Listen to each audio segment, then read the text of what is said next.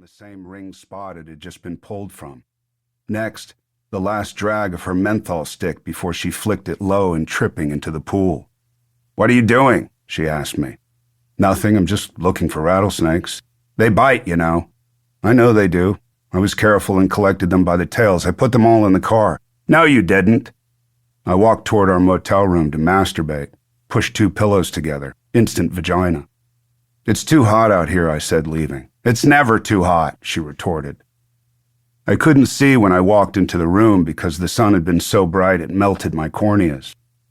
I sat on the bed while the swamp cooler above me spit and clanked. Sweating, I grabbed the 2 pillows on the bed and stood up to go to the bathroom when I heard the door close. "Mom?" And then the sound of retching. "Are you okay?" More retching. "I have heat stroke." More retching. "Can I go get somebody?" "No, I just have to wait it out." "You should lay out. You haven't gotten any sun." "You're throwing up because you laid out. Why the fuck would you want me to?" "Don't curse." "Sorry." "Go get me my Dr. Pepper. The ice is going to melt out there. Better yet, go to the lobby and fill it with more ice." "Okay." She didn't die that day. If she had, I might have skirted all the trauma yet to come. But instead, she went right back out there and self-sautéed to crisp for another hour and lived and lived and lived until she was good and ready to go.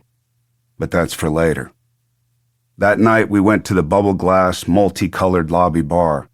The retired couple with the motorhome passing through on their 4th margaritas, the bushy-bearded truck driver who knew a few of the other truckers we had just seen off I-10 at some linoleum cafe with the dusty 5-acre parking lot's one blue-green street lamp hanging like a UFO in the air, and the cook in the back, a lanky 28-year-old, who didn't know that he was her prey for the evening.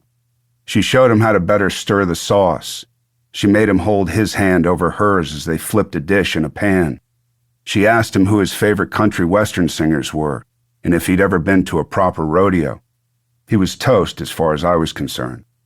I knew it was going to be a long night and that I might as well go back out into that parking lot and see what I could find in the desert beyond it. Parents are the bones we cut our teeth on, but they never talk about the parents' own teeth. They never talk about the bite that you learn to see coming. I dreamed about her last night, and I awoke happy, but sweating.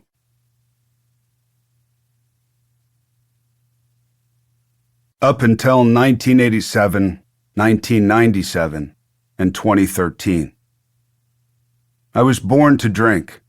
I was birthed to drink.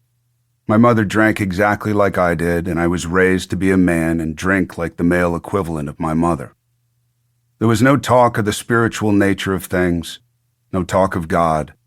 Our world revolved around country western outlaw 18-wheeler culture, and that was that. My mother secretly went out with a trucker for about 8 years. My father feared my mother, so he mostly stayed away. The trucker was off and off trucking, therefore I was the man of the house. A responsibility that might have been to some inappropriate, but fuck it. What else was there to do? She was all I had. AJ Spurs used to be called the Iron Horse. It was a country bar and restaurant. If she was home, that was the congregating station. That was ground zero. It's where all the havoc went down. That and Boozy's. Boozy's hasn't been around for a long time. AJ Spurs lasted up until recently. The biggest cowboys and truckers would drink in there, and my mother and I would be off on the side watching. She in her frayed jean jacket and permed blonde hair, and me in my Levi's and shit kickers. Always and very suddenly my mother would speak up. "Hey, why you got that comb in your back pocket?"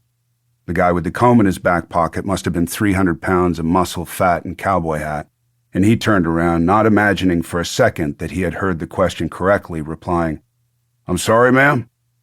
She went for it again. "You heard me. That comb in your back pocket. It looks faggy." What the fuck is happening? I put on a face, tough, but inside I was shitting my pants. We are dead. I'm 8 or 9 at this point, and that's it. We're done. Before I knew it, they'd be buying her the free Calypso coffees she'd asked for. Light rum, Tia Maria, coffee with a little whipped cream on top. A speedball, basically. She had won them over with personality and character and grit, and something else none of us could really put our fingers on. To keep listening to this audiobook for free, click the link in the description. It will take you to a free Audible trial where you can listen to this and many other books for free for 30 days.